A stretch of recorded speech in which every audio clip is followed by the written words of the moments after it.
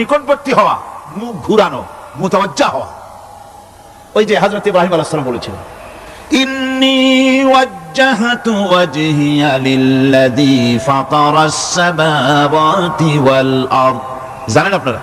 পড়েন, ইন্নী ওয়াজ্জাহতু ওয়াজহিয়া লিল্লাযী ফাতারাস সামাওয়াতি ওয়াল আরদ হানিফা ওয়া মা আনা মিনাল মুশরিকিন। নিশ্চয় আমার মুখ ঘুরাই দিলাম কার দিকে? যিনি আকাশ এবং জমিনের স্রষ্টা, সব কিছুর মালিক যিনি, তার দিকে আমি মুতাওয়াজ্জা হলাম। নামাজের অর্থ হচ্ছে মুতাওয়াজ্জা হওয়া, মুখ ঘুরিয়ে দেওয়া, চেহারা ঘুরিয়ে দেওয়া। আর নামাজের আরেক অর্থ হচ্ছে নিকটবর্তী থেকে আরো নিকটবর্তী হওয়া।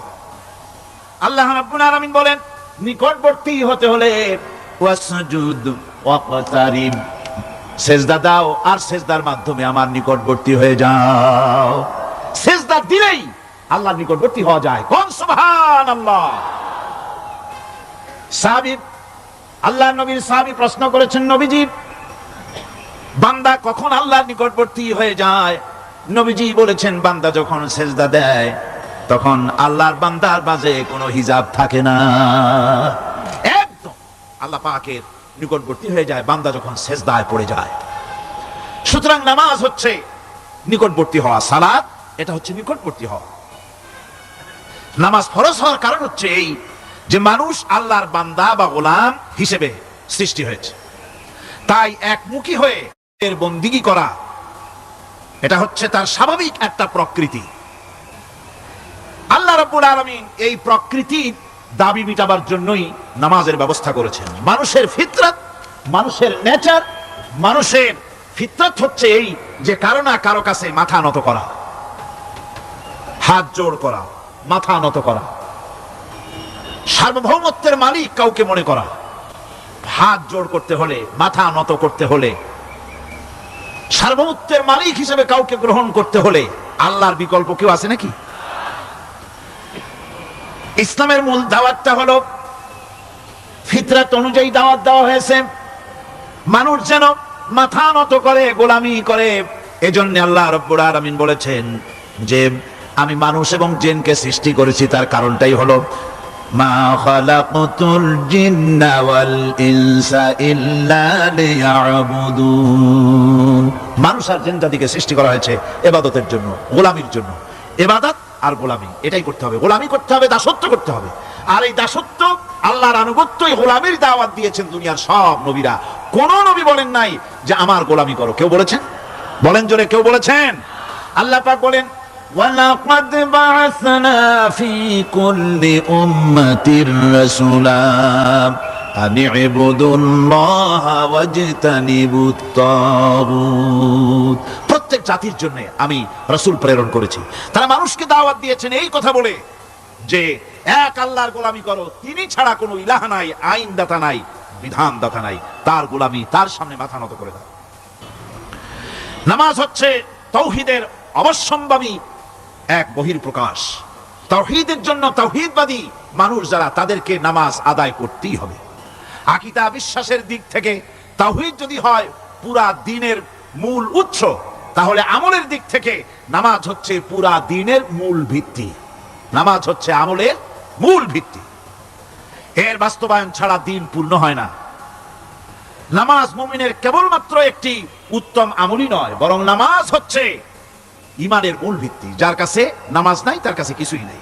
রাসূল কারীম সাল্লাল্লাহু আলাইহি ওয়াসাল্লাম বলেছেন যে নামাজ যে ব্যক্তি পড়ে না, আল্লাহ পাকের সাথে তার কোনো সম্পর্ক বাকি থাকে না।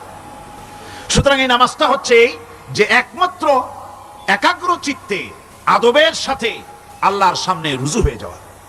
কোরআনে কারীম বলছে, মুনিবিনা ইলাইহি ওয়াত্তাকুহু ওয়া আকিমুস সালাতা ওয়া লা তাকুনু মিনাল মুশরিকিন। তোমরা আল্লাহর দিকে রুজু হয়ে যাও এবং তাকে ভয় করে অন্যায় কাজ থেকে বিরত থাকো, আর নামাজ কায়েম করো, মুশরিকদের অন্তর্ভুক্ত হয়ে যেও না। নামাজ কায়েম করা, নামাজের আদেশ কোরআনে কারীমের মধ্যে আল্লাহ পাক বহু জায়গায় করেছেন। ঈমানের পর নামাজই হচ্ছে সবচেয়ে বড় জরুরি। একজন মানুষ ঈমান আনলো, যেমন কালকে একজন ঈমান এনেছে, ঈমান আনার সাথে সাথে তার প্রথম কাজ কি বলুন? বলেন, প্রথম কাজ কি? ফজরের নামাজের আগে একজন ইসলাম কবুল করলেন, তার প্রথম দায়িত্ব নামাজকে আদায় করে দেওয়া, ফজরের নামাজ পড়াম। জোহরের আগে কেউ ঈমান আনলো, তার প্রথম দায়িত্ব জোহরের নামাজ আদায় করা। আসরের নামাজের আগে ঈমান এনেছে, তার প্রথম দায়িত্ব হলো আসরের নামাজ আদায় করা। তার মানে হলো ঈমান আনার পর একজন ঈমানদারের প্রথম দায়িত্ব হচ্ছে নামাজ। গুরুত্বপূর্ণ বিষয়, খুব ভালো করে শুনতে হবে, ইয়াদ রাখতে হবে প্রত্যেকটি মুসলমানের। এই নামাজ কি জিনিস, কেমনে আদায় করতে হবে, আদায় না করলে কি হবে, গুরুত্বপূর্ণ এই কথাগুলি প্রত্যেকের স্মরণ রাখতে হবে। কিয়ামতের দিন মানুষ যে জাহান্নামে যাবে, জাহান্নামের জন্য, জাহান্নামে যে সব কারণে যাবে তার মধ্যে বড় কারণ কালকে বলেছিলাম, দেখি মনে আছে নাকি? বড় কারণ কয়টা? কয়টা? আলহামদুলিল্লাহ মনে আছে। আল্লাহ রাব্বুল আলামিন বলেন, ইয়াতাসাআলুনা আনিল মুজরিমিন, কিয়ামতের দিন অপরাধীদেরকে জিজ্ঞেস করা হবে, মা সালাকাকুম ফি সাকার, জাহান্নামে কেন আসছো? জবাবে তারা বলবে, ক্বালু লাম নাকু মিনাল মুসাল্লিন ওয়া লাম নাকু নুতঈমুল মিসকিন, নামাজ পড়ি নাই আর এতিম মিসকিনদের খেতে দেই নাই, এই কারণেই জাহান্নামে এসেছি। কল নাউযুবিল্লাহ। নামাজ যারা পড়বে না জাহান্নামে যেতে হবে। কোথায় যেতে হবে?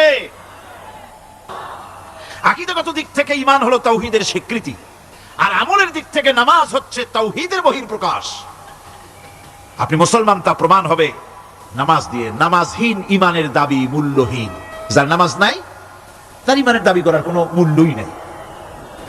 অনেক এরকম কথা বলে, হুজুর আমি মানুষটা নিতান্ত খারাপ না, যাই মনে করেন, গ্রামে রাস্তা বানাইছি, ব্রিজ করে দিয়েছি, কালভার্ট করেছি, এতিম মিসকিনদের তাও মাঝে মধ্যে খাবার দেই, বিধবারে কাপড় চোপড় দেই, মানুষটা আমি নিতান্ত খারাপ না, তবে এই মাঝে মধ্যে একটু নামাজ পড়ি না, তাতে কি আমার ঈমান নষ্ট হয়েছে নাকি? আমি বলি, ভাই ঈমানই তো নাই, নষ্ট হবে কি? ঈমান থাকলে না নষ্ট হবে? ঈমান নাই। সুতরাং একজন মুসলমান যদি নামাজ না পড়ে নিজেকে মুসলমান বলে দাবি করার কোনো হক তার নাই, দাবি করার অধিকার নাই।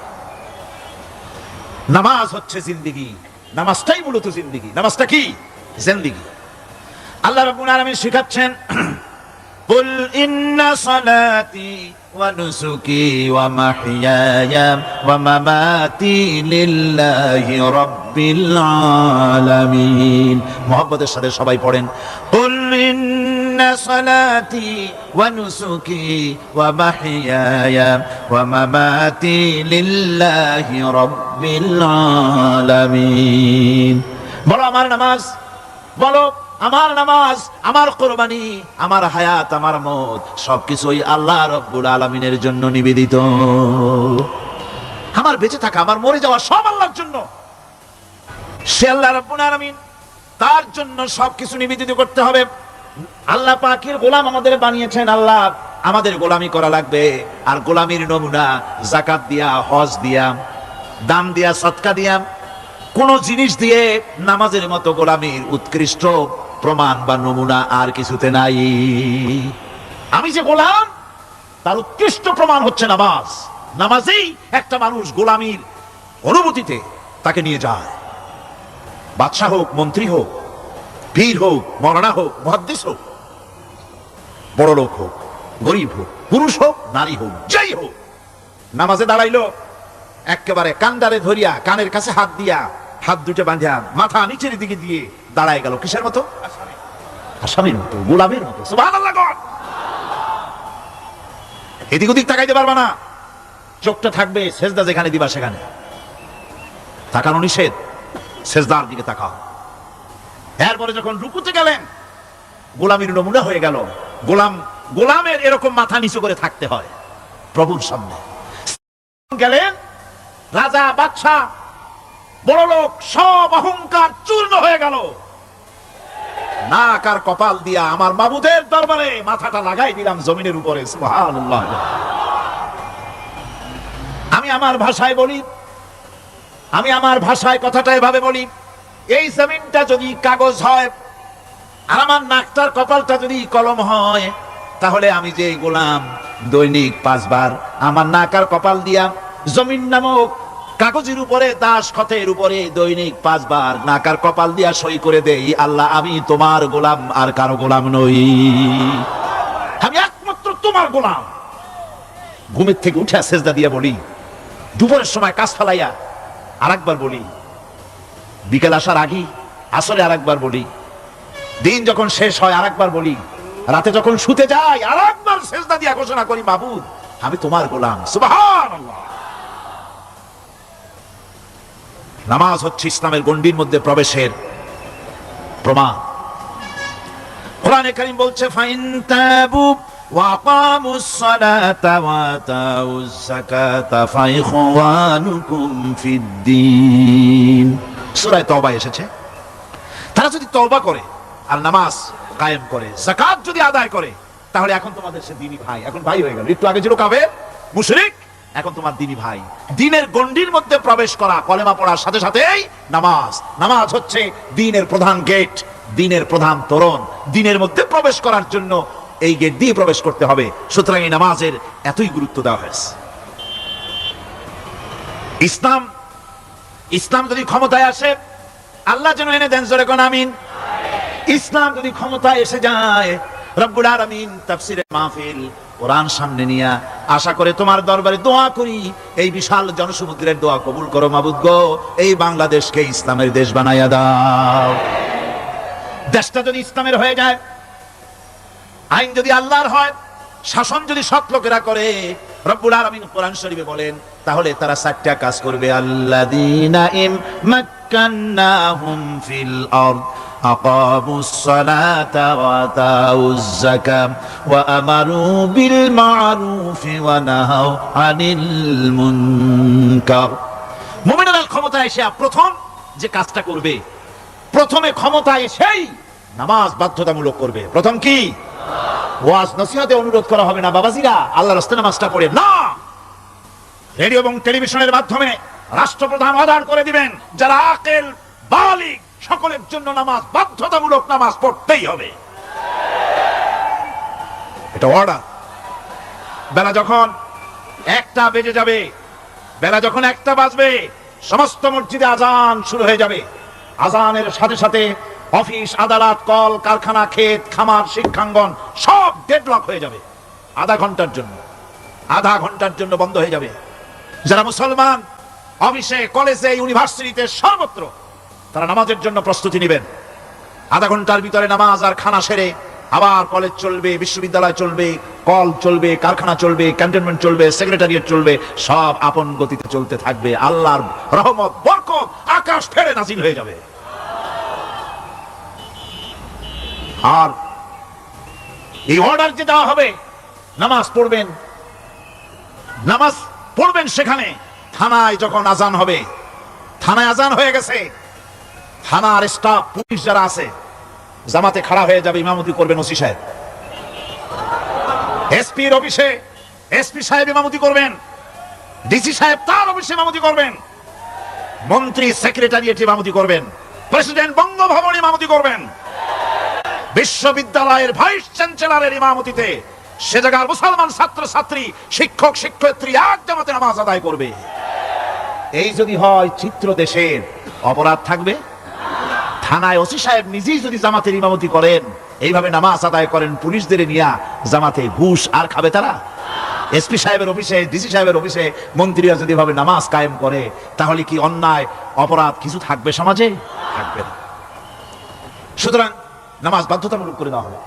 নামাজ বাধ্যতামূলক, সকলকে নামাজ পড়তে হবে। নামাজ হচ্ছে অপকর্মের প্রতিবন্ধক। নামাজ পড়লে অন্যায় কাজ থেকে বাঁচার পথ। অন্যায় থেকে বাঁচায় কিসে? নামাজ। আল্লাহ রাব্বুল আলামিন বলেন, উতলু মা উহিয়া ইলাইকা মিনাল কিতাবি ওয়া আকিমিস সালাম ইন্নাস সালাতা তানহা আনিল ফাহশাই ওয়াল মুনকার। হে নবী, এই কিতাব তেলাওয়াত করো, যা তোমার প্রতি অবতীর্ণ করা হয়েছে, এই কিতাব তেলাওয়াত করো আর নামাজকে প্রতিষ্ঠা করো। নিঃসন্দেহে নামাজ মানুষকে পাপাচার থেকে বাঁচায়া দেয়। অশ্লীলতা, পাপাচার থেকে মানুষকে বাঁচায় কে? জোরে চিল্লায় কোন কে? নামাজ। এই নামাজ মানুষকে অন্যায় কাজ থেকে বাঁচায় দেয়। নামাজ যে মানুষকে অন্যায় কাজ থেকে বাঁচায়, কেমনে বাঁচায়? আমরা যে নামাজ পড়ি এই নামাজে তো আমাদেরকে অন্যায় কাজ থেকে বাঁচাইতে পারে না। নামাজি বহুত মানুষ আছে অন্যায় করে, করে কিনা করে না? করে না? করে। নামাজি অথচ অন্যায় করে। আর আল্লাহ বলছেন নামাজিকে, নামাজ তাকে অশ্লীলতা থেকে ফিরায়। তাহলে কথা কাটটা ঠিক? আল্লাহটা জোরে বলেন, কাটটা ঠিক? অবশ্যই আমার আল্লাহর কথা হক। আমি ভুল করতেছি, আমি যেন কোথাও ভুল করতেছি, সামথিং ইজ রং, কোথাও যেন আমরা ভুল করে বসতেছি, সেই ভুলটা কি আমরা আবিষ্কার করতে চেষ্টা করবো ইনশাআল্লাহ। প্রথম যে কথাটা সেটা হচ্ছে যে আমরা যা নামাজে পড়ি আমরা তা বুঝি না। কথা ঠিক কিনা? আমি যদি এখন প্রশ্ন করি সামি আল্লাহু লিমান হামিদা অর্থ কি কোন, ফার্স্ট ডিভিশনে কয়েকটা লেটার নিয়ে ফেল করবেন এরকম লোক আছেন না নাই? সুবহান রাব্বিয়াল আলা অর্থ কি জানি না, সুবহান রাব্বিয়াল আযীমের অর্থ কি জানি না, দোয়া কুনুত অর্থ কি জানি না, তাশাহুদ অর্থ কি জানি না, সূরা ফাতিহার অর্থ কি জানি না। এমন কি উযুর মধ্যে কয়টা ফরজ তাও অনেকে জানে না। কথা কি বেশি বললাম না ঠিক বলছি? একজনে জিজ্ঞেস করলো, মিয়া উযুতে কয় ফরজ? কয় হুজুর কি মনে করেন এটা বুঝি জানি না, এটা তো সাধারণ ব্যাপার, বলেন না কয় ফরজ? কয় উযুতে তো 17 ফরজ। কি কি? কয় হাত ধোয়া, পা ধোয়া, মুখ ধোয়া, নাক ধোয়া, চোখ ধোয়া, জিহ্বা ধোয়া, মাথা ধোয়া। বলতে বলতে গুনে দেখা গেল প্রায় 19টার মতো বলছে। বলা হলো, মিয়া বললেন আপনি উযুতে ফরজ 17টা, কইলেন আপনি 19টা। কয় হুজুর জানি আরো, বলি না আপনাদের ভয়তে। উযু জানে না, নামাজ জানে না, তাকে এই নামাজ কেমনে ফিরাবে অন্যায় কাজ থেকে? কথা বুঝতে পেরেছেন? নামাজে আল্লাহু আকবার বললাম, এরপরে সানা পড়লাম, তারপরে সূরা ফাতিহা পড়লাম। সূরা ফাতিহার ভিতরে যে সমস্ত কথাগুলি বললাম সেই কথাগুলি বুঝি না, কি বলেছি তাও জানি না। এরপরে সুবহান রাব্বিয়াল আলা বলেছি, সুবহান রাব্বিয়াল আযীম বলেছি, সামি আল্লাহু লিমান হামিদা বলেছি, অর্থ কি জানি না। আল্লাহ তা শুনতে পান, যে ব্যক্তি আল্লাহর প্রশংসা করেন তিনি তা শুনতে পান। নামাজের মধ্যে আইডিয়া দেওয়া হচ্ছে, তুমি যে আল্লাহর জন্য নামাজ পড়তেছো, প্রশংসা করতেছো, এটা এমন নয় যে আল্লাহ পাক দেখছেন না বা শুনতেছেন না। তুমি যা বলতেছো, প্রশংসা করতেছো, আল্লাহ পাক তা শুনতে পাচ্ছেন। সামি আল্লাহু লিমান হামিদা, সুবহান রাব্বিয়াল আলা। আমি মহান সর্বশ্রেষ্ঠ আল্লাহ রাব্বুল আলামিনের পবিত্রতা ঘোষণা করছি, আমি তার প্রশংসা করছি। সূরা ফাতিহার কি আমরা বলি আপনারা ব্যাখ্যা দেখে বুঝে নিয়েন, সেগুলি আমি এখানে বলে বাকি কথা সব শেষ করতে পারবো না। নামাজে কি পড়েন সেটা যদি জানতেন অবশ্যই আল্লাহ রাব্বুল আলামিনের কথা কার্যকরী হয়ে যেত। ইন্নাস সালাতা তানহা আনিল ফাহশাই ওয়াল মুনকার। নামাজ মানুষকে পাপের কাজ, অশ্লীলতা থেকে ফিরাতে পারে। আল্লাহ ইন্না বসায়ছেন, নিশ্চয়ই, বেশক, অবশ্যই নামাজ পাপ থেকে ফিরাবে। কিন্তু কেমনে ফিরাবে নামাজ তো বুঝি না, নামাজ তো বুঝি না। খালি সেজদা দেয় জনমের মতো। আর সেজদা কি? নামাজে যদি দেখে ইমাম দেরি করতেছে, আত্তাহিয়াত পড়তে দেরি হয়ে যাচ্ছে, পিছন থেকে সিগন্যাল মারে, ঠিক কিনা? বেয়াদব, বেয়াদব। তোমার নামাজ, তোমার আত্তাহিয়াত আগে শেষ হয়েছে, তাতে কি হয়েছে? চুপ করে বসে থাকো। ইমামকে কাশি দিয়া সতর্ক করার অধিকার তোমার নাই। যদি ইমামকে সতর্ক করার জন্য কাশি দিয়ে থাকো, তোমার নামাজ ফাসেদ হয়ে যাবে। এটা ফাজলামি করার জায়গা না, এটা নামাজ। এর নাম কি? ধীরে সুস্থে নামাজ পড়তে হবে। অনেকে মসজিদটারে মনে করে জেলখানা, ঢুকতে যত দেরি, বেরোতে পারলে যেন বাসে যান ছটফট করে। সিনেমার মধ্যে গিয়ে ঘন্টার পর ঘন্টা বসে থাকে, খারাপ লাগে না? মসজিদে কেরাত যদি একটু লম্বা পড়ে, পিছনে বসে খালি কি যে করে মনে মনে বলতে থাকে যে ইমাম এমন কাঁচা ছাড়া ছাড়ি না। আর গান যখন শোনে শুনতেই থাকে, কত মজা, ঘুম আসে না। নাউযুবিল্লাহ। সুতরাং নামাজে কি পড়েন সেটা আপনাকে বুঝতে হবে। সঠিকভাবে নামাজ পড়ার পরও যদি কোনো মানুষের সঠিকভাবে, ভালো করে শোনেন, সঠিকভাবে নামাজ পড়ার পরেও যদি কোনো মানুষ পাপের থেকে না ফেরে, তাহলে বুঝতে হবে একথা, পানি আর সাবান দিয়া কাপড় ধুলে কাপড়ের ময়লা যাবে, কিন্তু পানি আর সাবান দিয়া কয়লা জনমের মতো ধুইলেও কয়লার ময়লা যাবে না। কথা বুঝে আসছে? এর থেকে আর উত্তম দৃষ্টান্ত আমার কাছে নাই। নামাজ পড়ার পরেও যদি চরিত্র ভালো না হয়, বুঝতে হবে নামাজ হচ্ছে না, কাঙ্ক্ষিত মানের নামাজ আদায় হচ্ছে না। আল্লাহর নবী বলেছেন, যার নামাজ পাপ কাজ হতে ফিরাতে পারলো না, তার নামাজ নামাজি নয়। আবার শুনুন, রাসূল বলছেন, যার নামাজ তাকে পাপের কাজ থেকে ফিরাতে পারলো না, তার নামাজ নামাজ নয়। ওইটা নামাজ হয় নাই, যার জন্য তার পাপ থেকে তারা ফিরাইতে পারছে না। আর কিয়ামতের দিন বেনামাজিরা সবচাইতে বেশি অপমানিত হবে। সবচাইতে বেশি অপমানিত হবে কারা? বেনামাজিরা। কিভাবে? يوم يكشف عن ساق ويدعون إلى السجود فلا يستطيعون। সেদিন কঠিন সময় আল্লাহ রাব্বুল আলামিন লোকদেরকে সিজদা করার জন্য বলবেন, কিন্তু যারা বেনামাজি ছিল দুনিয়ায় তারা সিজদা দিতে পারবে না। বলেন নাউযুবিল্লাহ। অবস্থাটা কি হবে? খাশিআতান আবসারুহুম তারহাকুহুম যিল্লাহ। তাদের দৃষ্টি নিচু হবে, লাঞ্ছনা এবং অপমান তাদের উপরে চেপে বসবে, সিজদা দিতে পারবে না। আল্লাহ আমাদেরকে ক্ষমা করুন। কিয়ামতের দিন হযরত আদম আলাইহিস সালাম থেকে শুরু করে পৃথিবীর সমস্ত মানুষের সামনে আল্লাহ রাব্বুল আলামিন সিজদা করার জন্য অর্ডার করবেন। যারা নাকি বেনামাজি ওরা আল্লাহর দরবারে সেদিন সিজদা দিতে পারবে না, লাঞ্ছিত অপমানিত হবে। জোরে কোন নাউযুবিল্লাহ। নামাজ, মুমিনের নামাজ একরকম, মুনাফিকের নামাজ হলো আর এক রকম। মুনাফিকরাও নামাজ পড়ে, পড়ে কিনা কোন? মুনাফিকেরাও নামাজ পড়ে।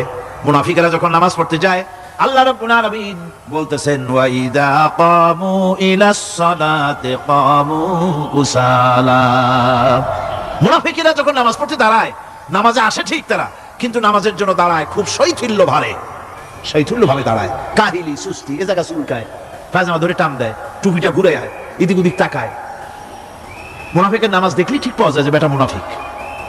এইভাবে সে দাঁড়ায়। তার নামাজটা কি জন্য?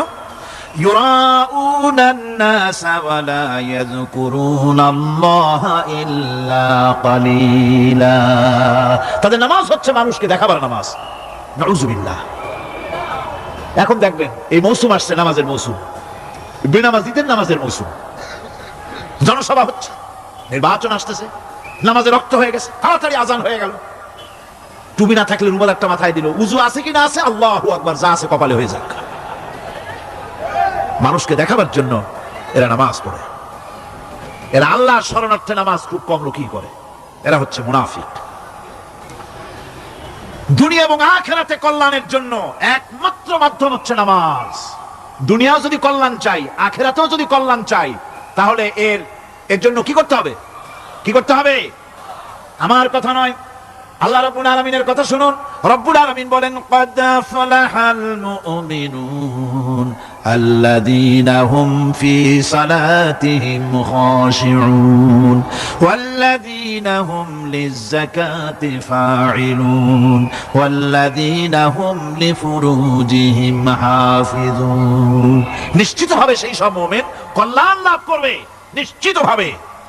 তারা হচ্ছে ওই সব লোক যারা নিজেদের নামাজ ভীতি মিশ্রিত বিনয় ভাবে, ভীতি মিশ্রিত অবস্থায় বিনয়ের সাথে যারা নামাজ আদায় করে, যারা বেহুদা কাজ থেকে বিরত থাকে, যারা যাকাতের পন্থায় কর্মতৎপর হয়, আর যারা নিজের লজ্জাস্থানকে হেফাজত করে। এরপরে আল্লাহ পাক বলেন ওয়াল্লাযীনা হুম লিআমানাতিহিম ওয়া আহদিহিম রাউন ওয়াল্লাযীনা আলা সালাওয়াতিহিম ইউহাফিজুন ওয়াল্লাযীনা আলা সালাতিহিম হাফিজুন। আর যারা তাদের আমানতকে পূর্ণ করে, আমানত এবং তাদের ওয়াদা চুক্তি পূর্ণ করে, এবং যারা নিজেদের নামাজ সমূহকে পূর্ণভাবে হক আদায় করে নামাজ পড়ে, নামাজের যারা হেফাজত করে, এরা কারা? এরা হচ্ছে উলাইকা হুমুল ওয়ারিসুন আল্লাযীনা ইয়ারিসুনাল ফিরদাউসা হুম ফিহা খালিদুন। এরা হচ্ছে সেই সব লোক, এরা উত্তরাধিকার হচ্ছে জান্নাতের উত্তরাধিকার, জান্নাতুল ফিরদাউসে আল্লাহ রাব্বুল আলামিন এই গুণ বিশিষ্ট লোকদের জন্য জায়গা করে দিবেন। জোরে করে সুবহানাল্লাহ। নামাজকে পড়তে বলা হয়নি, কোরআন শরীফে বলা হয়েছে নামাজ কায়েম করো। কি বলা হয়েছে কোন তো দেখি? নামাজ কায়েম করো, নামাজ পড়ো, এই কথা কিন্তু কোরআন শরীফে কোনো জায়গায় আছে নাকি? এখন কায়েম করা কারে বলে? একটা গুরুত্বপূর্ণ আরেকটি বিষয়। নামাজ কায়েম করতে বলা হয়েছে। কায়েম কি? কায়েমটা হচ্ছে দৃষ্টান্ত স্বরূপ বলা যায় যে জিনিসটা সমাজে প্রতিষ্ঠিত আছে ওইটারে বলে কায়েম হওয়া, আর যেটা প্রতিষ্ঠিত নাই ওটা কায়েম নাই। কায়েম মানে হলো প্রতিষ্ঠিত থাকা। যেমন আমাদের দেশে, আমাদের সমাজে নারী পুরুষ শিশু বৃদ্ধ সকলেই কাপড় পরা, শাড়ি পরা, লুঙ্গি পরা, এই কাপড় পরাটা কায়েম আছে, প্রতিষ্ঠিত আছে না নাই? যার কারণে কাপড় পরা সমাজে কায়েম আছে বলে উলঙ্গ মানুষ সমাজে খুঁজে পাওয়া যায় না, পাগল ছাড়া। ঠিক কিনা? একটা বাচ্চাকেও যদি উলঙ্গ হতে বলেন এখানে, 5 বছর 6 বছরের একটা বাচ্চাকেও, সে কিন্তু রাজি হবে না। ঠিক কিনা? যেহেতু কাপড় পরা সমাজে প্রতিষ্ঠিত আছে, সেহেতু উলঙ্গ মানুষ পাওয়া যায় না, কাপড় পরাটাই এখানে প্রতিষ্ঠিত। সুতরাং এখন অবস্থাটা এই হয়েছে, কাপড় পরা প্রতিষ্ঠিত আছে বলে কোন উলঙ্গ মানুষ এসে যদি এই মঞ্চে দাঁড়ায় আর বলে আমাকে একটু বক্তৃতা করতে দেন, আপনারা কি করবেন? মঞ্চে তো উঠতেই দিবেন না। উলঙ্গ মানুষ যদি কোনো চাকরি নিতে যায় ইন্টারভিউতে, তাকে লাইনে দাঁড়াইতে দেবে? দেবে না। এমনকি উলঙ্গ হয়ে যদি বাড়িতে প্রবেশ করে, তার বউ দূর দূর করে তাড়াই দেবে। ঠিক কিনা? যেহেতু সমাজের ভিতরে কাপড় প্রতিষ্ঠিত আছে, সেই জন্য এই উলঙ্গ মানুষ পাওয়া যায় না। অনুরূপভাবে নামাজ যদি প্রতিষ্ঠিত হতো সমাজের ভিতরে, তাহলে বেনামাজি খুঁজে পাওয়া যেত না। চাকরি করতে গেলে সেখানে নামাজ মানদণ্ড হয়ে যেত, নামাজ পড়ে কিনা তা দেখে নেওয়া হতো। বেনামাজি লোক পাওয়াই যেত না যদি প্রতিষ্ঠিত থাকতো। প্রথম প্রশ্নই হতো তুমি নামাজ পড়ো কিনা। ইলেকশনে যদি একজন উলঙ্গ মানুষ এসে দাঁড়ায়, ভাইরা এবার আমার বোতল মার্কা বাক্স, উলঙ্গ মানুষ এসে ভোটে দাঁড়াইছে, আপনারা ভোট দিবেন? দিবেন। ওইটা কাপড় প্রতিষ্ঠিত আছে বলে, লুঙ্গি প্রতিষ্ঠিত সমাজে আছে বলে উলঙ্গ মানুষকে আপনি ভোট দিবেন না। নামাজ যদি প্রতিষ্ঠিত থাকতো সমাজে, বেনামাজি মানুষ যদি এসে মঞ্চে দাঁড়ায়া যতই বলতো আমি ক্ষমতায় গেলে এই করব সেই করব, নামাজ প্রতিষ্ঠিত থাকলে পরে বেনামাজিরে কেউ ভোট দিত না। নামাজ যদি প্রতিষ্ঠিত থাকতো, তাহলে অফিসের অফিসার তো দূরের কথা, বেনামাজি অফিসের ঝাড়ুদারের চাকরিও তার কিসমতে জুটতো না যদি নামাজ প্রতিষ্ঠিত থাকতো। এর নাম হলো নামাজ কায়েম হওয়া। নামাজ কায়েম থাকলে এই অবস্থার সৃষ্টি হতো। এই জন্য আল্লাহ পাক বলেছেন নামাজকে কায়েম করতে হবে। নামাজ হবে সব ভালো কাজের মানদণ্ড। সমস্ত ভালো কাজের মানদণ্ড কি? নামাজ। নামাজ আমাদেরকে বড় রকমের শিক্ষা দেয়। কি শিক্ষা দেয়? নামাজ আমাদের শিখায় ঐক্য আর ভ্রাতৃত্ব, ভ্রাতৃত্বের আর ঐক্যের শিক্ষা দেয়। এক নেতার আনুগত্য করা শিখায়। জামাত যত বড় হোক, ইমাম হবে কয়জন? একজন ইমাম হবে। আর এই ইমাম মানে কি? নেতা। ইমাম মানে কি? নেতা নির্বাচন শিখায় নামাজে। নেতা নির্বাচন কে শিখায়? নামাজ শিখায়। বোঝেন খুব ভালো করে। কিভাবে? মনে করুন চট্টগ্রাম শাহী মসজিদে ইমাম প্রয়োজন। এখন সেই ইমাম নেওয়ার জন্য ইন্টারভিউ কল করা হলো, বিজ্ঞাপন দেওয়া হলো পত্রিকায়। অনেক আলেম আসলেন। ইন্টারভিউ বোর্ডে যারা বসলেন, তারা ইন্টারভিউটা কিভাবে নেবেন? যার মাথার চুল লম্বা বেশি তার ইমামতি দেওয়া হবে। যার লুঙ্গিটা পায়ের গিরার তলে তারে দেওয়া হবে। যার মোষটা মুখের মধ্যে গিয়া ঢুকছে, হাসি দিলে বুঝাই যায় না হাসে না কান্দে, তারে দিবে। দাড়িগুলা কামাইছে তারে দেবে। সিগারেট খায়, বা অবশ্য চট্টগ্রাম আর সিলেটে সিগারেটের ফতোয়া ভিন্ন রকম। বরিশালে আমি যেখানে জন্মগ্রহণ করেছি, আমার এলাকায় কোনো আলেম যদি সিগারেট খায়, মসজিদের ইমাম তো ভালো, মসজিদ ঝাড়ু দিতেও ঢুকতে দেবে না মসজিদে। এটা এই এলাকার এক রকমের কায়দা। আমি এটার ব্যাপারে কথা নাইবা বললাম। তো আপনারা খুঁজে দেখবেন সে সিনেমা দেখে নাকি, মিথ্যা কথা বলে নাকি, বউ পর্দায় থাকে নাকি। এগুলি মাইক্রোস্কোপ যন্ত্র দিয়ে ইমামের মাথা থেকে পা পর্যন্ত দেখবেন কিনা কন? আচ্ছা এবার কত দেখি এই ইমাম সাহেব ইমামতি করবে কতজন লোকের? 500, 1000। শাহী মসজিদে ধরেন 5000 লোক হইল। 5000 লোক, 5000 লোকের ইমাম নির্বাচনের সময় পা থেকে শুরু করে মাথা পর্যন্ত দেখেন, এমনকি বউ পর্যন্ত। বৌমনি আনিয়ে দেখেন না, পর্দা থাকে কিনা এইটা আপনারা দেখেন। ঠিক কিনা? এ খবরটা নেন। 5000 লোকের একটা ইমাম বানাতে গিয়ে মাইক্রোস্কোপ যন্ত্র দিয়ে দেখেন মোষ কেমন, দাড়ি কেমন, চুল কেমন, পাও কেমন, হাত কেমন, হাতে নখ লম্বা কিনা, দাঁতে ছাতা কিনা, বউ পর্দায় থাকে কিনা, মিথ্যা কথা কয় কিনা, এত দেখেন। আর যখন নির্বাচন আসে, তখন 2.5 থেকে 3 লক্ষ মানুষের জন্য একজন এমপি নির্বাচিত হয়। সেই ইমামকে বাছাই করার জন্য নামাজ পড়ে কিনা, জিনাকার কিনা, মদখোর কিনা, সুদখোর কিনা, ঘুষখোর কিনা, বদমাশ কিনা, বাছাই করা হয় না।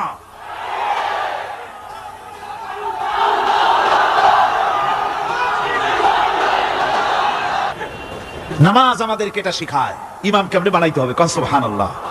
নামাজ ঐক্য শিখায়, নামাজ ভ্রাতৃত্ব শিখায়, নামাজ পারস্পরিক মহব্বত শিখায়, নামাজ নেতা কেমন হওয়া উচিত, নেতা নির্বাচন শিখায়। আবার নেতা ভুল করলে তার ভুল বলা যাবে না, এরকম হতে পারবে না।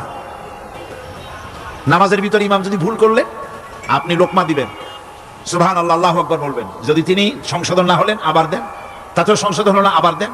3 বার লোকমা দেওয়ার পর যদি ভুল সংশোধন না করে নামাজ ছেড়ে দেন, ইমামকে বের করে দেন, নতুন ইমাম নিয়োগ করেন।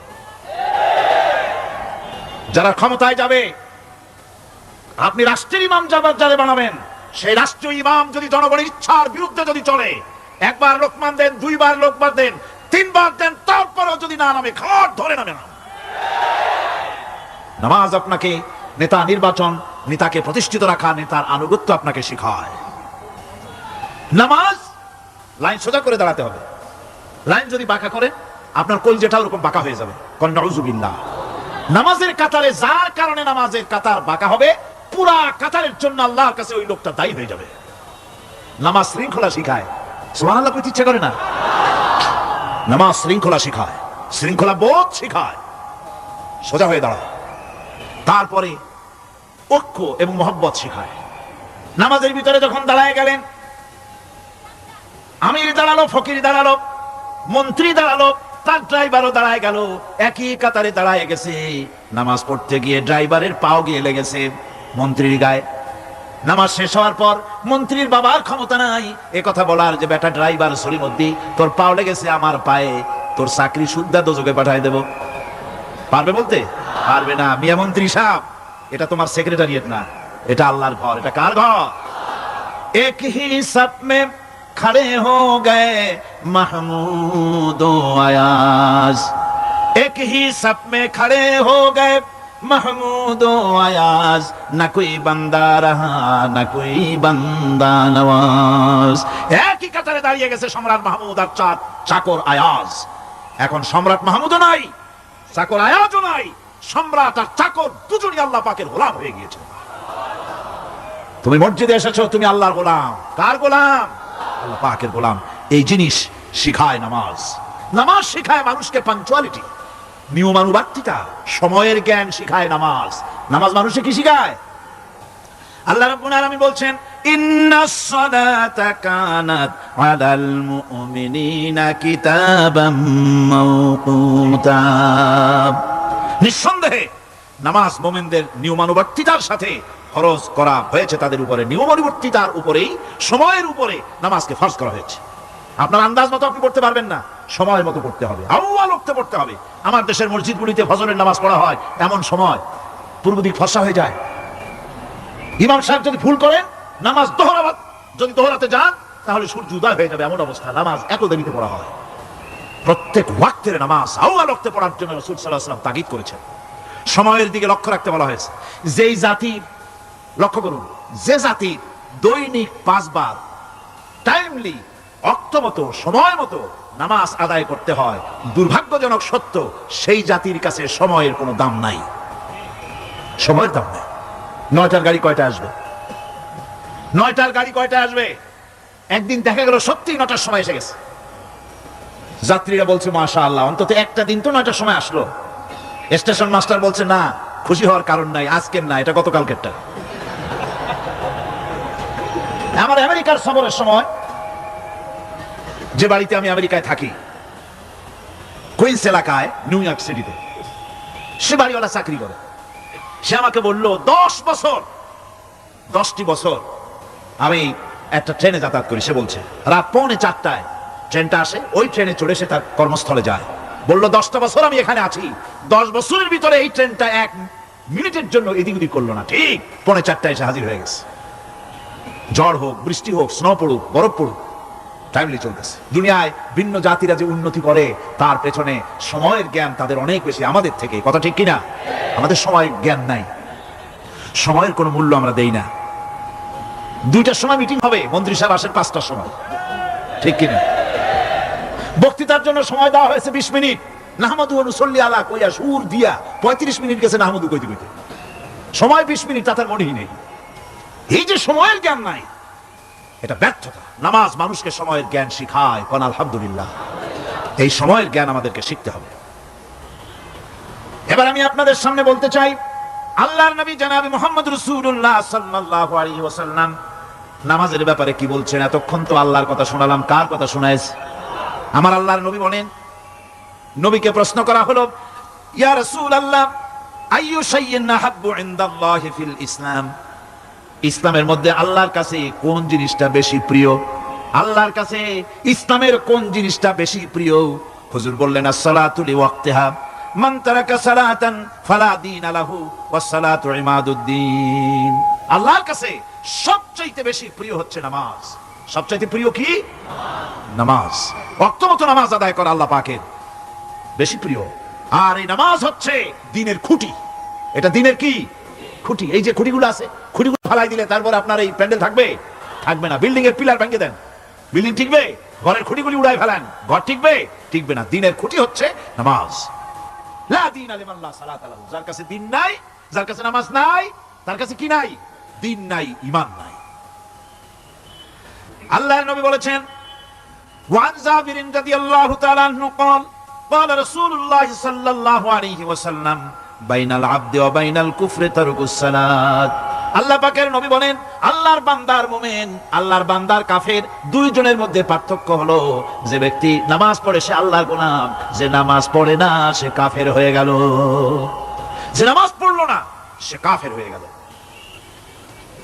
মান তারাকা সালাতান মুতাআম্মিদান ফাকাদ কাফারা, যে ব্যক্তি ইচ্ছে করে নামাজ ছেড়ে দিল সে কাফের হয়ে গেল। বলেন নাউযুবিল্লাহি মিন যালিক। এই জন্য নামাজ আদায় করা বাধ্যতামূলক প্রত্যেকটি মুসলমানের জন্য।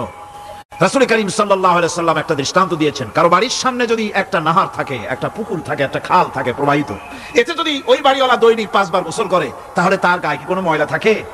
হুজুর, সাহাবীরা বললেন, না হুজুর, থাকে না। হুজুর বলেন, এটাই হলো নামাজের দৃষ্টান্ত। 5 ওয়াক্ত নামাজ যে আদায় করবে সে গুনাহ থেকে আল্লাহ পাক তাকে পবিত্র করে দিবেন। সুবহানাল্লাহি বিহামদিহি। আমার ভাইরা, নামাজ পড়লে বলে এক জুমা থেকে আর এক জুমা পর্যন্ত মানুষ যে সমস্ত গুনাহ করে, কবিরা গুনাহগুলি বাদে, শিরক আর কবিরা গুনাহগুলি বাদে যত গুনাহ আছে তার কাফারা হয়ে যায়। নামাজ যে সঠিকভাবে আদায় করবে, এই নামাজটা একটা কঠিন কাজ। নামাজটা কি কাজ? কে বলতেছেন এই কথা? আল্লাহ পাক।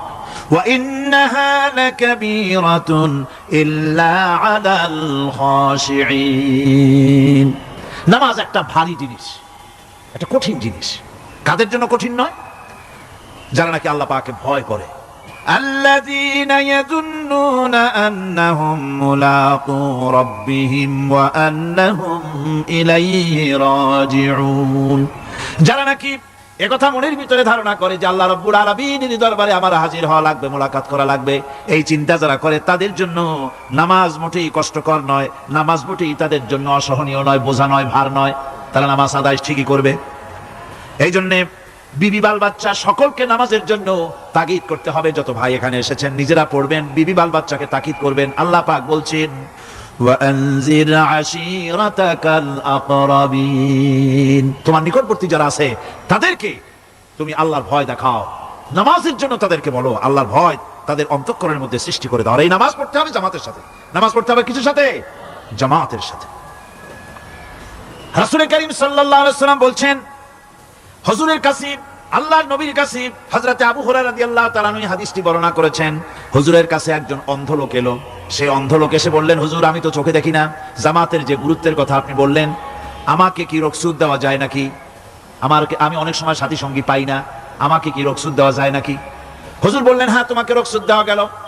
অন্ধ যখন হেঁটে যাচ্ছিলেন, নবীজি তাকে আবার ডাকলেন, ডেকে জিজ্ঞেস করলেন, অন্ধ, নামাজের মসজিদের আজান কি তোমার কানে যায়? বলে, হ্যাঁ, আমি আজান শুনি। হুজুর বললেন, আজানের জবাব দিবা, মসজিদে এসে জামাতে নামাজ পড়বা।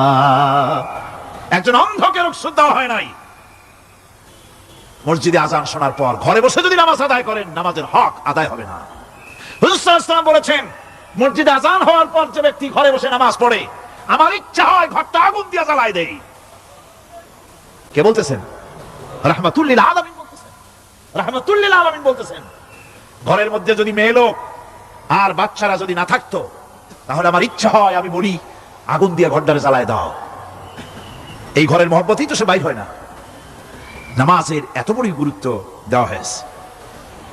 আমার বন্ধুগণ, এই নামাজের জামাতি, আল্লাহর নবী জীবনের শেষ নামাজ জামাতে আদায় করেছেন।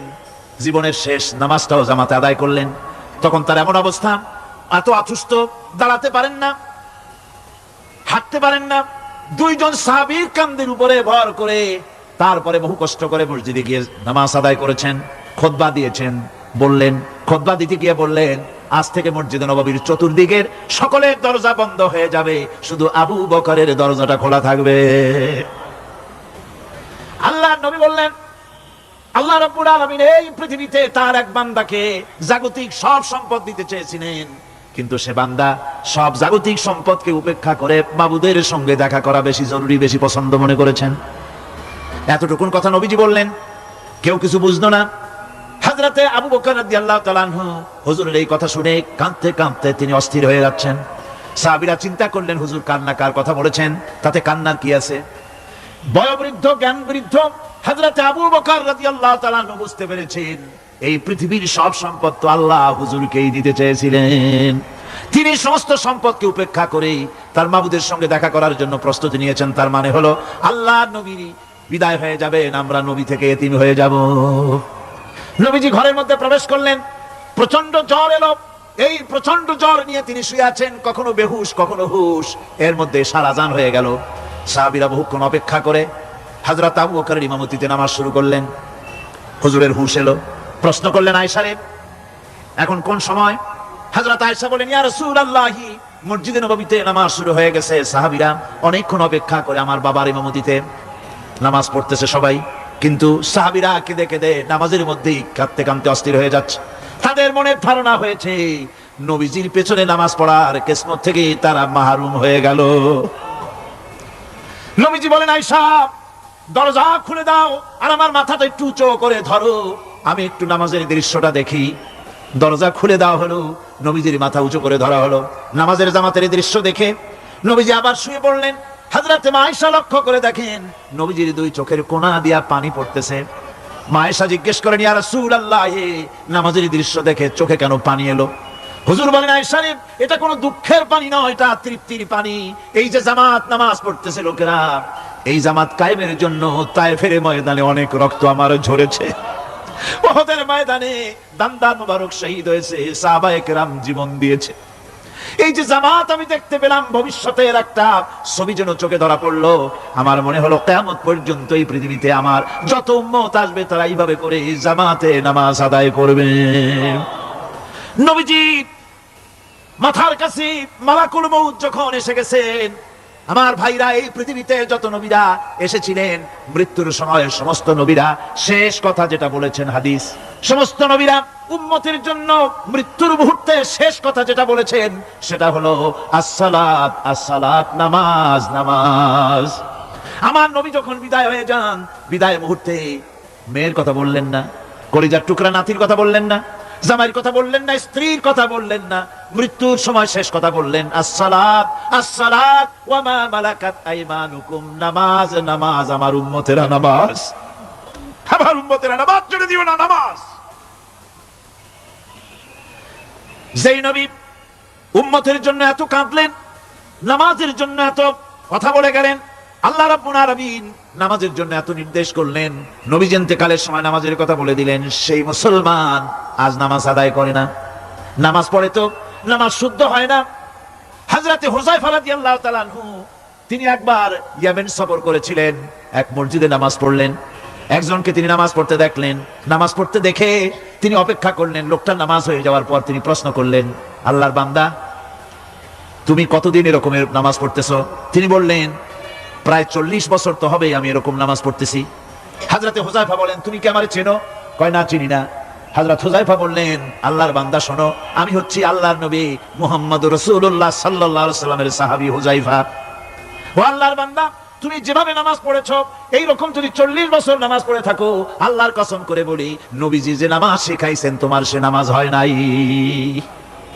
রাসূলুল্লাহ নামাজ হয় নাই, নামাজ পড়লেই হবে না। রাসূলুল্লাহ বলেছেন, সাল্লু কামা রাআইতুমুনি উসাল্লি, নামাজ পড়ো সেইভাবে যেভাবে আমার পড়তে দেখো। বিশ্বাস করুন ভাইরা, নামাজ যদি না হয়, হরতাল করিয়া, মিছিল করিয়া, বিক্ষোভ করিয়া, যে কোনো আন্দোলন করে ইসলামকে বিজয়ী করা যাবে না যতক্ষণ পর্যন্ত নামাজ সহি না হবে। নামাজ হচ্ছে ফাউন্ডেশন, নামাজ নাই কিচ্ছু নাই। ঠুকঠাক করে দুইটা সেজদা দিয়ে উঠে যাবেন, আপনার ইসলামী আন্দোলনের 4 পয়সার দাম নাই। নামাজ আগে, জিহাদের ময়দানেও নামাজ, যেখানে আছেন ওখানেই নামাজ পড়তে হবে, আর তা পড়তে হবে আদবের সাথে, মহব্বতের সাথে। আপনারা বিরক্ত হচ্ছেন না? নামাজ, নামাজ, এই নামাজ হচ্ছে মুসলমানদের সবচেয়ে বড় জিনিস। নামাজ হয় না, নামাজ যত পড়া হয় অধিকাংশ নামাজ হয় না। নামাজের ভিতরে তাদিল আর কাম, তাদিল করা ওয়াজিব। যতক্ষণ দাঁড়িয়ে থাকবেন, রুকুতে থাকবেন, যতক্ষণ দাঁড়ায় থাকবেন ততক্ষণ অন্তত এক তাসবিহ পরিমাণ তো বটেই। যদি তা না হয়, রুকুত থেকে দাঁড়ালেন, সেজদায় চলে গেলেন, ওয়াজিব তরক হলো। সো সেজদা দিলেন না, নামাজ ফাসিদ হয়ে গেল, নষ্ট হয়ে গেল নামাজ। এটা পাগলামি না। নামাজ সহিভাবে আদায় করতে হবে। নামাজ থেকে দাঁড়াবেন, রুকুত থেকে দাঁড়ায় গেলেন, বলবেন রব্বানা লাকাল হামদ, কোন রব্বানা লাকাল হামদ হামদান কাসীরান তাইয়িবান মুবারাকান ফিহি। একজন সাহাবী এই দোয়াটা পড়ছিলেন। নামাজ শেষ করে আল্লাহর নবী প্রশ্ন করলেন, নামাজের ভিতরে অতিরিক্ত এই কথাগুলি কে বলেছো? সাহাবী ভয় পেয়ে গেলেন। ভয় ভয় তিনি বললেন, হুজুর আমি বলেছি। হুজুর বললেন, তুমি জানো না আমি নবী, তুমি নবী না। আমি যা দেখি তুমি দেখতে পাও না। তুমি যখন এই দোয়াটা পড়তেছিলেন, আমি লক্ষ্য করেছিলাম আল্লাহর রহমতের ফেরেশতারা প্রতিযোগিতা করতেছিল তোমার আমল নামায় কে কত বেশি নেকি লিখবে। রুকুতে দাঁড়ায়া এটা পড়বেন, সেজদায় চলে যাবেন, দুই সেজদার মাঝখানে ততক্ষণ বসে থাকবেন যতক্ষণ একটা সেজদার ভিতরে ছিলেন। পড়বেন আল্লাহুম্মা গফিরলি ওয়ারহামনি ওয়াহদিনি ওয়াফিনি ওয়ারযুকনি। নামাজের মধ্যে দোয়া করতেছেন, আল্লাহ আমারে ক্ষমা করে দাও। সব দোয়া সব হুজুরের। আমাকে ক্ষমা করো, আমাকে হেদায়েত দাও, আমাকে সুস্থ করো, আমাকে রহম করো, আমাকে রিজিক দাও। কও সুবহানাল্লাহ। নামাজের ভিতরে দোয়া কবুলের সময়, নামাজের সেজদার ভিতরে দোয়া কবুল হয়। এইভাবে করে রাসূল করিম সাল্লাল্লাহু আলাইহি ওয়াসাল্লামের নামাজটা কেমন হাক্কানি উলামাদের কাছ থেকে জেনে নেবেন। যেহেতু হুজুর বলেছেন সাল্লু কামা রাআইতুমুনি উসাল্লি, নামাজ পড়ো সেইভাবে যেভাবে আমাকে পড়তে দেখো। নামাজের ভিতরে একাগ্রতা লাগবে, ভালোবাসা লাগবে, ভয় লাগবে, মুহাব্বত লাগবে। পরিপূর্ণ সময় নিয়ে শান্তিপূর্ণভাবে নামাজ পড়তে হবে। আর যত তাড়াহুড়া সব হচ্ছে নামাজের মধ্যে, ঠিক কিনা ভাইরা? রাসূল করিম সাল্লাল্লাহু আলাইহি ওয়াসাল্লামের যে নামাজ, হুজুর যেভাবে নামাজ পড়েছেন, হাদিসে যা পাওয়া যায়, হাদিসে বুখারীতে সব আছে, দেখে নেবেন, সেইভাবে নামাজটা আদায় করে নেবেন। কিয়ামতের দিন আল্লাহ রাব্বুল আলামিন সর্বপ্রথম বান্দাকে প্রশ্ন করবেন কি? বুখারী শরীফে এসেছে, আন আবি হুরায়রা রাদিয়াল্লাহু তাআলা قال سمعت رسول الله صلى الله عليه وسلم يقول انما يحاسب به العبد يوم القيامه من عمله صلاته। বুখারী শরীফের হাদিস, আল্লাহ রাব্বুল আলামিনের নবী বলেন, হযরত আবু হুরায়রা হাদিস খানা বর্ণনা করেছেন, তিনি বলেন যে আমি রাসূলের মুখে শুনেছি কিয়ামতের দিন আল্লাহ রাব্বুল আলামিন সর্বপ্রথম তার বান্দার কাছে প্রশ্ন করবেন, বান্দা নামাজ আদায় করেছিলি কিনা? নামাজ সর্বপ্রথম প্রশ্ন। যেরকম সর্বপ্রথম প্রশ্নটা কি? নামাজ। এই নামাজ আপনার বাচ্চাদেরকে যখন 7 বছর বয়স হবে নামাজের হুকুম করবেন। 10 বছরে নামাজ না পড়লে প্রহার করতে বলা হয়েছে। নামাজের জন্য কড়াকড়ি করতে হবে। পুরুষ নারী মেয়েদের মাসের ভিতরে কখনো কখনো তাদের যে সমস্ত মাসলা মাসাইল আছে সেই অনুযায়ী কখনো তাদের ক্ষমা আছে, বাকি তাদের নামাজ পড়তে হবে। আর পুরুষের জন্য পাগল হয়ে যাওয়া, বেহুশ হয়ে যাওয়া ছাড়া নামাজ মাপ নাই, নামাজ পড়তেই হবে। এই যে নামাজ না হলে ঈমান থাকবে না, ঈমান নষ্ট হবে, কিয়ামতে জাহান্নামে যাওয়া লাগবে। এসব কথা শোনার পর আজকের তাফসীরুল কোরআন মাহফিলে আমরা কি ওয়াদা করতে পারি যে আমরা মালাকুল মউত যতক্ষণ পর্যন্ত আমাদের মাথার কাছে না আসবে নামাজ ছেড়ে দেব না? এই ওয়াদা কি করতে পারি? দুই হাত উঁচু করুন, বলেন ইয়া আল্লাহ, আমি তোমার নামে শপথ করছি, যতদিন মালাকুল মউত আমার মাথার কাছে না আসতেছে ততদিন পর্যন্ত ফরজ নামাজ, ফরজ রোজা ছেড়ে দেব না। ইয়া আল্লাহ, মৃত্যু পর্যন্ত আমার এই ওয়াদা পালনের তৌফিক আমাকে দান করো, আমিন। আল্লাহ পাক আমাদের এই ওয়াদা মঞ্জুর করুন, জোরে কোন আমিন। আলোচনার শেষ পর্যায়ে এখন আমরা মুনাজাতের দিকে যাব। দাঁড়ানো ভাইয়েরা সবাই বসেন, মুনাজাতে শরীক হন। আল্লাহ রাব্বুল আলামিন নামাজের জন্য আমাদেরকে দোয়া শিখাই দিয়েছেন, কোন সুবহানাল্লাহ। কে শিখাইছেন দোয়া? আল্লাহ পাক দোয়া শিখালেন, রব্বি জাআলনি মুকিমাস সালাতি ওয়া মিন যুররিয়াতি রব্বানা ওয়া তাকাব্বাল দুআ। আয় আল্লাহ, আমারে আমার বিবি বাল বাচ্চারে নামাজের উপরে প্রতিষ্ঠিত করো। আল্লাহ তুমি দয়া করে দোয়া কবুল করো, জোরে কোন আমিন। এই দোয়া আপনারা করবেন, আমিন, আল্লাহুম্মা আমিন। ربنا ظلمنا أنفسنا وإن لم تغفر لنا وترحمنا لنكونن من الخاسرين ربنا لا تزغ قلوبنا বা'দা ইয হাদাইতানা ওয়া হাব লানা মিন লাদুনকা রাহমাতান ইন্নাকা আনতাল ওয়াহ্হাব। سبحان ربك رب العزة عما يصفون وسلام على المرسلين الحمد لله رب العالمين وجعل آخر كلمة عند الموت لا إله إلا الله محمد